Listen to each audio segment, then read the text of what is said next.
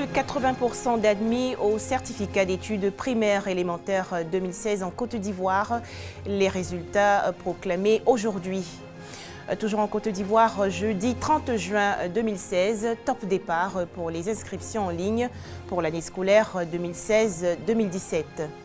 Enfin, en Afrique du Sud, c'est une personne tuée tous les 5 jours dans la région du Cap. Une ONG aide les jeunes à sortir de la violence. Voilà donc pour le sommaire. Bonsoir à tous et bienvenue. En Côte d'Ivoire, fin donc du suspense aujourd'hui pour les candidats au certificat d'études primaires élémentaires et à l'entrée en 6e 2016. Les résultats ont été officiellement proclamés aujourd'hui. La direction des examens et concours du ministère de l'Éducation nationale annonce un taux d'admission de 83,33%, soit une hausse de 1,21% par rapport à 2015. Alors, pour les écoliers et écolières admis au CP 2016, c'est une nouvelle vie qui commence. Ils entrent maintenant chez les grands de la 6e. Explosion de joie donc chez les admis d'un côté et de l'autre, malheureusement, immense déception chez les candidats malheureux. Notre équipe de reportage les a rencontrés dans quelques établissements de la commune d'Adjamé. Il ne peut contenir sa joie. Le jeune Kaboré vient de voir son nom sur la liste des admis à l'entrée en 6e dans ce centre d'examen à Williamsville, commune d'Adjamé. J'ai trouvé confiance d'étudier. Étudier jusqu'à mon examen. Je suis content de moi-même. Cette joie est aussi partagée par certains parents venus prendre les résultats de leur enfant. Je suis venu prendre le résultat de mon enfant. Vraiment, ça a marché. Je suis content que mon enfant, l'année prochaine, s'en va en 6e. Vraiment, je suis très contente. Parce que mes deux enfants, il est entré en 6e. L'autre a passé l'année passée, mais il a échoué. Ça m'a fait mal. Et aujourd'hui, c'est les deux qui ont eu. Vraiment, je veux dire merci à Dieu. Le petit Diawara n'a pas obtenu le CEPE, mais il reste combatif. Je suis découragé, mais l'année prochaine, je vais me rattraper pour avoir mon examen. Plus de 430 000 candidats ont pris part à l'examen du CEPE session 2016. 360 549 d'entre eux vivent le bonheur d'être au collège à la prochaine rentrée scolaire. On faisait le point avec Moussa Konaté. Agenda chargé aujourd'hui pour le ministère de l'Éducation nationale et de l'enseignement technique. Après la proclamation officielle des résultats du CP 2016, place à l'annonce de l'ouverture des inscriptions en ligne pour l'année scolaire 2016-2017. Elle débute donc le jeudi 30 juin à minuit et vont s'achever le samedi 10 septembre prochain. Les explications de Herman Niamia. Aussitôt les résultats du CEP session 2016 connus, le ministère de l'Éducation nationale lance les inscriptions en ligne.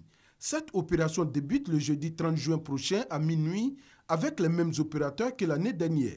Nous voulons donner suffisamment de temps aux parents d'élèves et à l'administration scolaire pour que la rentrée soit effective à la date retenue cette année. Cabran Assoumou souligne que cette opération sera accompagnée d'une vaste campagne de communication avant d'annoncer les innovations. L'innovation cette année, c'est l'instauration d'un jeu dénommé Bravo Drain. Il s'agira de primer les 3 premières directions régionales parmi celles qui auront réalisé plus de 50% d'inscrits au 5 août 2016 à minuit. La date butoir de l'arrêt de l'inscription en ligne 2016-2017 est fixée au samedi 10 septembre 2016 à minuit. Cabran Soumou invite donc les acteurs du système éducatif à prendre toutes les dispositions utiles afin d'assurer la réussite de cette opération. Un tout autre sujet à présent. Nous sommes en plein mois sacré du Ramadan et en Côte d'Ivoire, beaucoup de fidèles musulmans rompent le jeûne avec les galettes.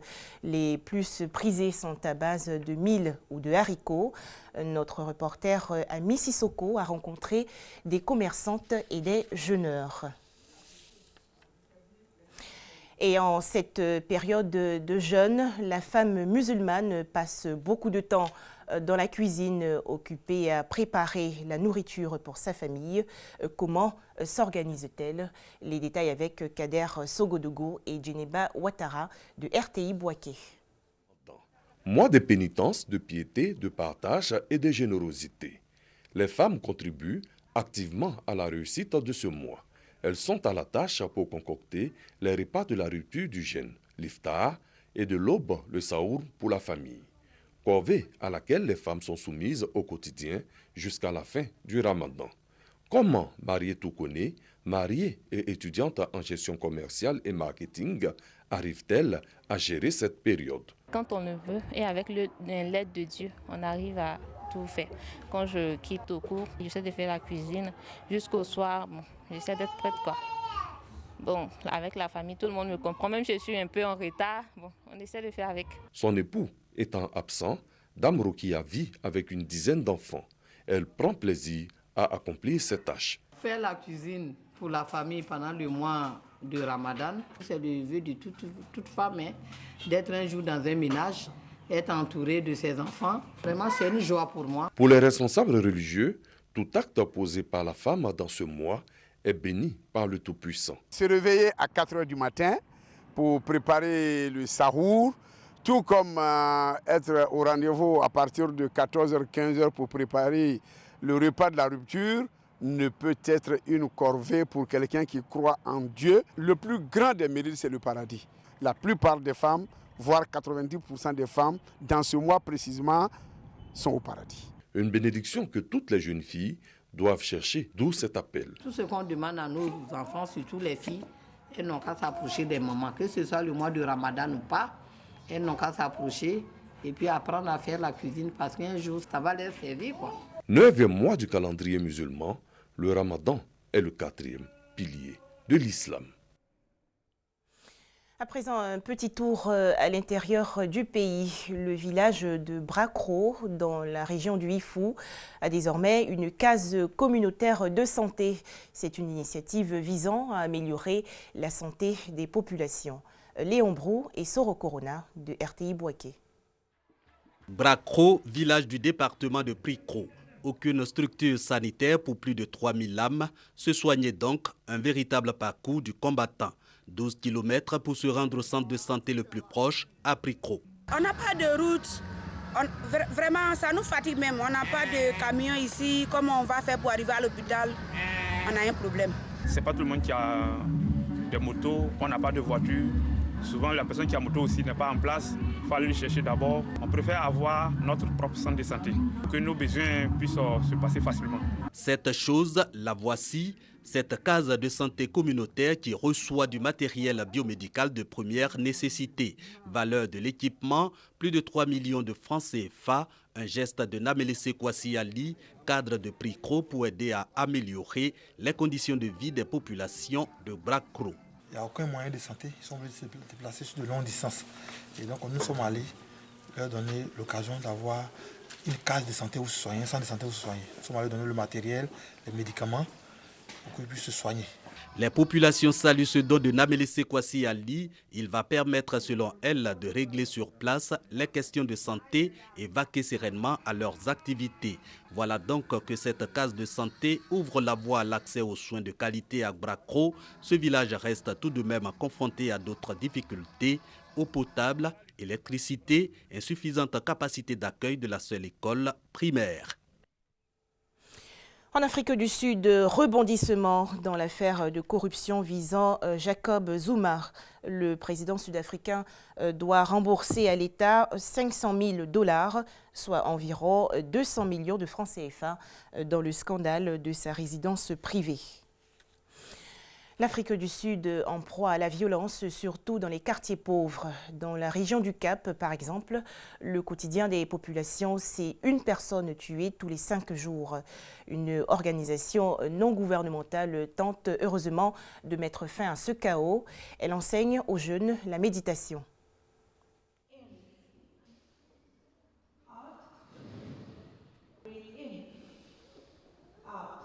Ces exercices de respiration sont une bouffée d'air pour les enfants des Cape Flats, dans les faubourgs de la ville du Cap, en Afrique du Sud. Ces élèves vivent dans un township miné par la violence des gangs et les sessions de méditation les aident à décompresser.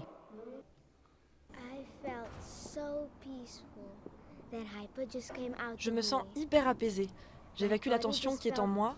C'est comme si j'étais en dehors de mon corps, comme si j'étais au paradis, à l'abri des dangers de ma rue. Je me sens très apaisée.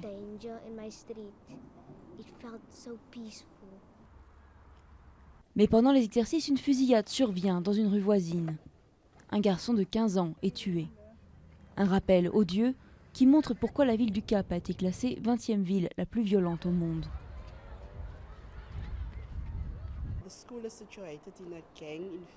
L'école est située dans un quartier où les gangs pullulent et nos enfants grandissent avec ça.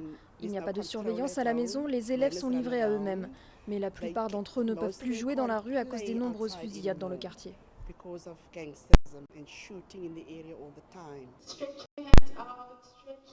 Pour aider ces enfants à tenir bon, le mouvement I Meditate Africa donne des cours de yoga et de méditation dans plus de 60 écoles de la région. Il sensibilise aussi les jeunes à l'importance d'une alimentation saine et d'un rythme de vie équilibré.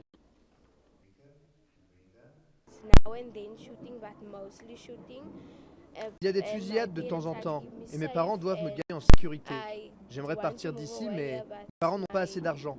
Alors je vais dans cette école qui est très bien. Environ 130 gangs sévissent dans les townships du Cap. Une menace permanente pour les familles qui craignent que leurs enfants ne soient à leur tour enrôlés. Mais de telles initiatives permettent aux jeunes d'espérer échapper au cycle de la violence. Possible raccommodement entre la Turquie et la Russie. Le président turc s'est excusé pour l'avion militaire russe abattu en Turquie en novembre 2015. Recep Erdogan a également appelé à restaurer les relations bilatérales. Enfin, l'enquête se poursuit sur le crash du vol Egypt Air. En effet, le parquet de Paris annonce aujourd'hui avoir ouvert une information judiciaire en France pour homicide involontaire. Le vol MS 804 qui reliait Paris au Caire s'est abîmé le 19 mai dernier entre la Crète et la côte nord de l'Égypte avec 66 personnes à bord. Voilà, merci de nous avoir suivis. Très bonne soirée à tous et encore bravo à tous les admis au CP 2016.